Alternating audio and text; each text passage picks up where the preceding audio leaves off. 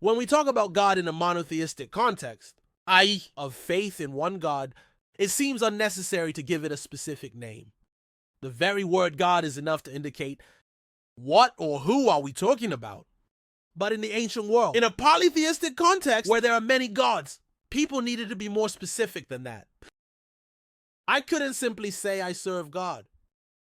It was necessary to say which God or what gods this person served. And for that, she needed to use specific names, right? Oh, names. And that's why in Finland, for example, we find people talking about God Baal, of the Dagon God, of the God who is us, and of course, of the God of Israel and Judah, nor the God of intelligence, which is also called by a proper name. After all, he was initially a god among many of these gods of a polytheistic reality. And to illustrate this better, we can get a ticket in the gallery. That talks about a dispute, territorial between two different peoples, the Israelites and the Ammonites. In this dispute, an Israelite named Jephthah defends that the right to land was of divine origin. But he doesn't say, this land is mine because God gave me. He knows that he has to be more specific than that. So what he really says is this: the land to which you, Ammonia, has a right is the land that the God of you, that's us, gave it to you. And the land to which we Israelites have a right, it is the land that our God unto him says, the proper name of this God gave it to us. And I want that name yet. Not to burn stage, right? We will do this. I threw out the video further forward, but I can show how that name was initially written, no? And even using the oldest archaeological record, that we have that name. And that record is that object you're seeing there, which is the Moabite stone, or else which still. And this is an artifact that dates from the 9th century Christ, and is the oldest really, that contains the name of the God of Israel. And curiously, this artifact was not produced by Israelites. He is actually a Moabite artifact who called for the liberation of the kingdom of Moab regarding the dominion of Israel. And what the text written on that artifact says there is that the chief god of Moab, what is Chemosh, had been angry with his people in the past, and therefore give you these people into the hand of the Israelites. But sometime later, a new Moabite king named Mecha managed to regain the favor of the God that is us and get rid of Israel's oppression. And more specifically, this text also says that in this military victory of Moab against the Israelites, some objects linked to the cult of the tutelary god were taken and placed at the feet of Burns, who was the tutelary god of Moab. And this to say, of course, the superiority of this god over the other. And in a way, also the superiority of this nation in relation to another. So it's precisely in this context, right? And talking about that specific part of the objects of the temple of the God of Israel, that Estela de Mecha registers. What is the name of this God? That way you're seeing it on the screen, right? Are 4 letters in a variant of the Phoenician script, which are basically equivalent to the letters Yodi, Revav, and Re of modern Hebrew writing.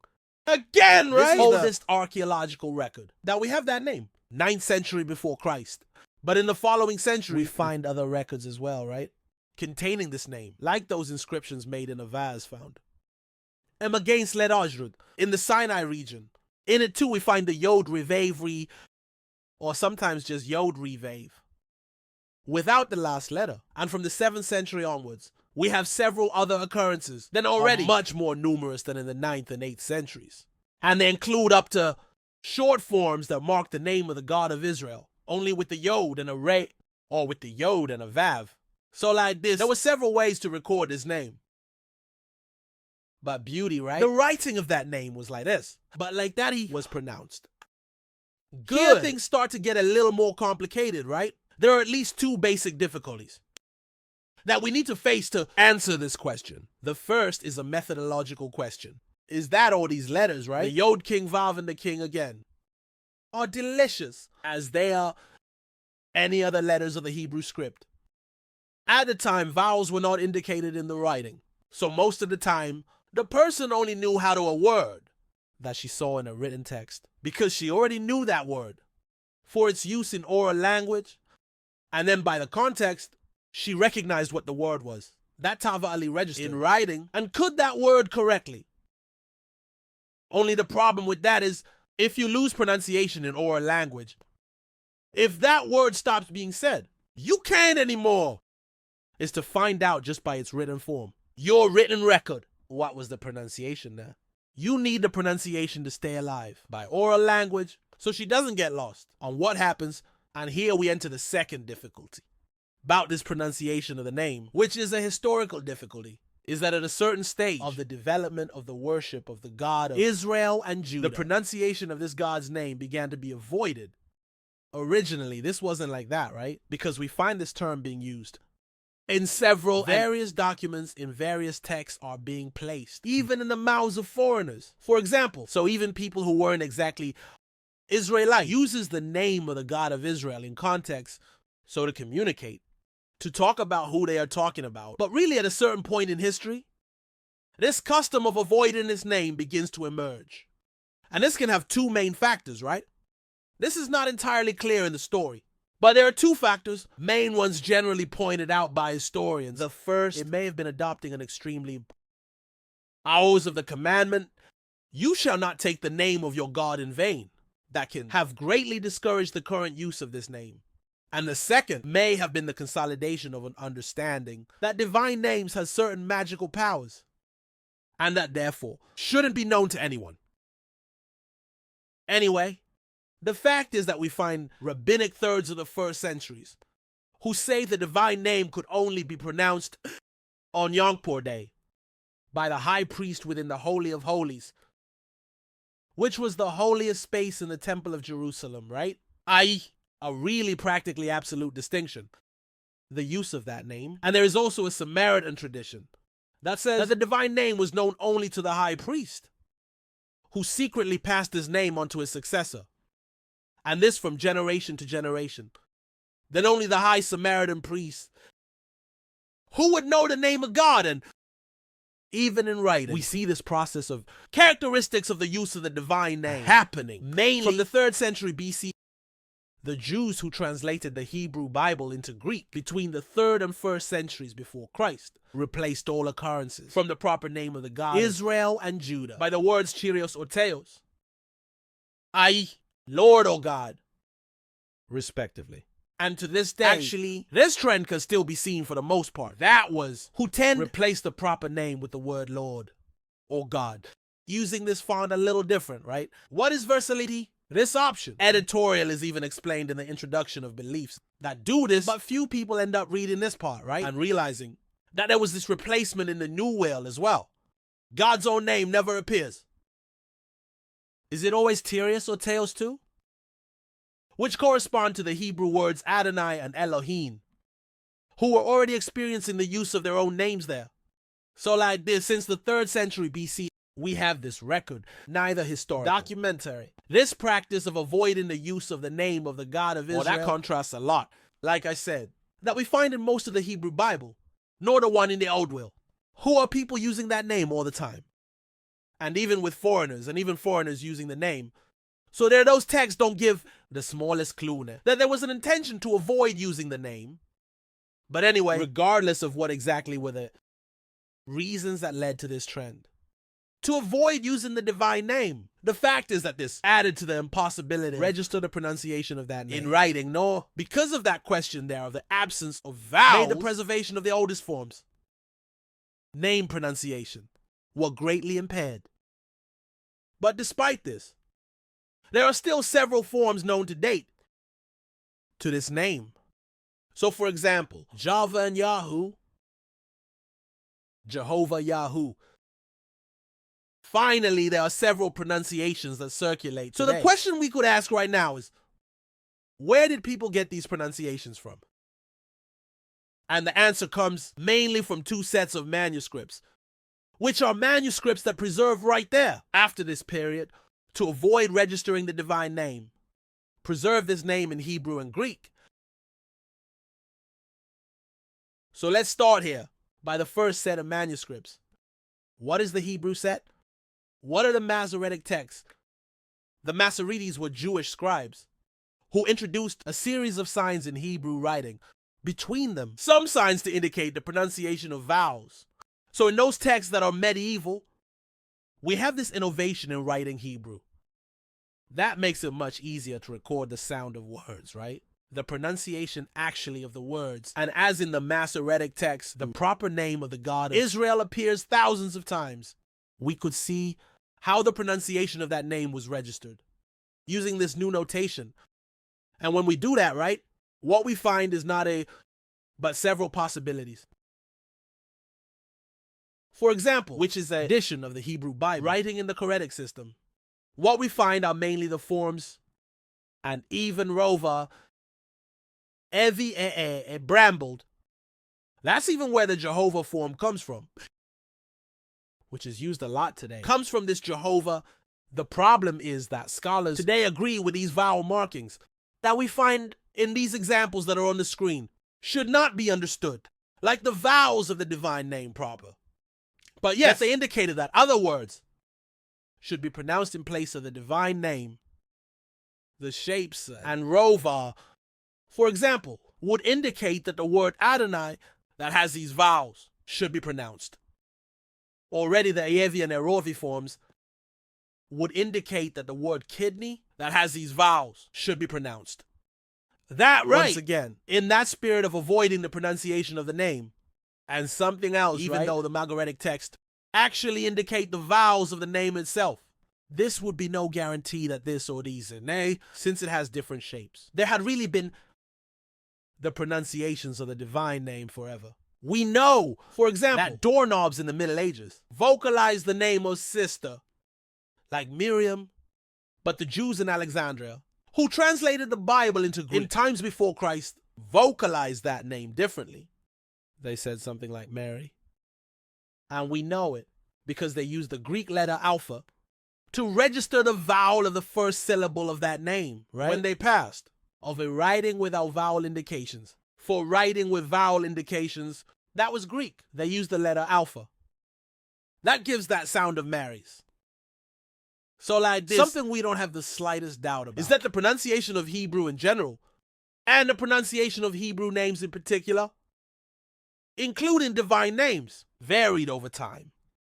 Good. And the Masoretic text then do not kill this pronunciation question. We can try another resource, which is to see how authors who wrote in Greek in antiquity and consequently used the writing system that represented the vowels.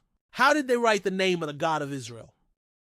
And when we go to these Greek thirds, once again, we find a diversity of divine name notations in the 1st century before Christ. For example, an author called Cycle Oder wrote the name of his God with the letters iota, alpha, and omega, i.e., something like Yahweh.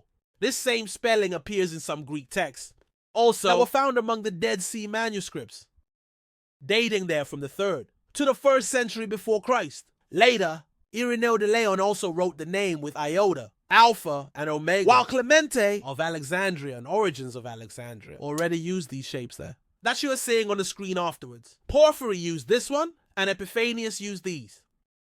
And this last form specifically used by Epiphanius, it's very interesting because she sounds like an Ave, which is a pronunciation that is already very close to the form Yahweh used in some Bible words in Portuguese today. And if you want to better understand the language process there that results in these various forms that are appearing there on the screen after, check out the interview there that I did with Estevoto from the Gloss channel, that there he detailed quite this question is using his expertise, right? After all, it's a sausage, right? Polyglot, who knows a lot about the history of language and Hebrew. But for the scope of this video of ours, leaner and more summarized, just say the following: that all these organic forms are possible shapes to interpret the 4-letter name that we find in Hebrew, right? Called tetragram, which simply means that, right? 4 letters. That's a term the Greeks used to refer to that name, even though there are possible ways of interpreting the name. It is important to say that they are all imperfect. Also, because some sounds of the Hebrew language that cannot be represented by no foreign letter nor. So it's not a flaw here. Who is passing from one form of writing to another is that there really wasn't a resource of representing, for example, the RO sound, right? For example, so the Greek would write Yah because he has no way of representing that kind of R sound from Yahoo. Using Greek writing, But anyway, right? Morality of history. The then documentary Greek Testimony is also insufficient to kill the question. How the name of the God of Israel was pronounced in antiquity. He gives important clues, but also does not close the question. And there to close, I just need to talk about the meaning of this name, which can also give you some interesting clues about your pronunciation. And we can start with the meaning that most people know by this name, which is what appears in the book of Exodus. In this book, water meets a God on a mountain that promises to free the Israelites, nor the people of Berlin, of the situation of slavery they lived in Egypt. And in the face of that promise, asks a perfectly fitting question to the polytheistic environment in which he lived, which is as follows. When I go to the Israelites and say, your father's God sent me to you, and ask me what your name is, right? The name of God, I will say, and the answer he receives from God is this: I am the one who is, or I am who I am, or I will be who I am. Finally, there are several alternatives. But what does it matter to us here? Is the presence of the verb to be, and then continuing, right? God said more. Thus shalt thou tell the Israelites, I am sent to you. Said God, still holding her. So he will tell the Israelites, and faith, or how you want to, the God of your fathers, the God of Abraham, the God of Isaac, and the God of Jacob, sent me to you, is my name forever. And this is how they will invoke me from generation to generation. Well, this is the translation of the Bible of Jerusalem. Like I said, there are several other possibilities. But the important thing is to realize that there are a play on words that the text presents. The verb to be or to be named, in the form that appears there in Hebrew. In the first person is rus, and I am, or I am, or I will be, or I will be. And there are these possibilities here because there is no specific tense, currently non-Hebrew. And there is also no distinction between being and being right. The context is what will define. And that same verb in the third person is irritated. Then, a reading of this text would be that the divine name means he is, or he will be, or he will be. Which occurs in parallel and in the text with the I am. Either I am or I will be what is said before. So if this is really the idea, the pronunciation of the divine name to be similar enough with the pronunciation of the verb to be third person. And that's why this pun made sense, right? For God to say first I'm are, and then are, and or something like that, like Yahweh is, now it's worth saying too, that not all historians believe that this story is present in the Exodus. Records, in fact, the original meaning of the divine name. It is also possible that the author of this passage from the Exodus have simply done what is called popular etymology, which is basically share a meaning for a name that people no longer remember. What did it mean before? This is very common in ancient texts in general, and very common in Australia. So like this, there are other alternative proposals, placed by some historians, but nothing that has much solidity, also in the current state of academic research. In summary, then the God, which today is often called only pure God, and simply was historically called by a more specific name, nor a proper name, which appears for the first time in the archaeological record. In the 9th century BC, that was pronounced all the time, given the need to specify which is exactly your God or your gods. In a polytheistic context, since the 3rd century BC, at least, this God's name began to be avoided, and accompanied by words like Adonai, no sir, or Elohim God. And this greatly committed to declaration of the pronunciation of that name. It is even possible to try to recover this pronunciation to some extent, considering the old records we have of him. And the semantic origin of the name too, right? Its meaning, but nothing that is absolutely definitive, no. Even because, as we saw, right? Certainly that name, just like any other name, any word of any language, had different pronunciations over time, and space for international academic reconstruction, more conventional today, is something like Yara, or in Portuguese, Yahweh or Java. But again, no. The history of this name cannot be reduced to these pronunciations. The truth is, over time there were several ways to write. 2. To understand the meaning and to deal religiously with that name. If you want to know more details yet of this story, then see the interview with Estavo from the Devotionals channel. Now there we talk more about other issues, and he also explains in much more detail the linguistic aspects of this story, and of course graphical references also The books and articles consulted to make this video are listed there in the video description. And there are even books in Portuguese that you can easily find. So I strongly recommend take a look there. And that's it. Thank you very much for watching. And even the next video said,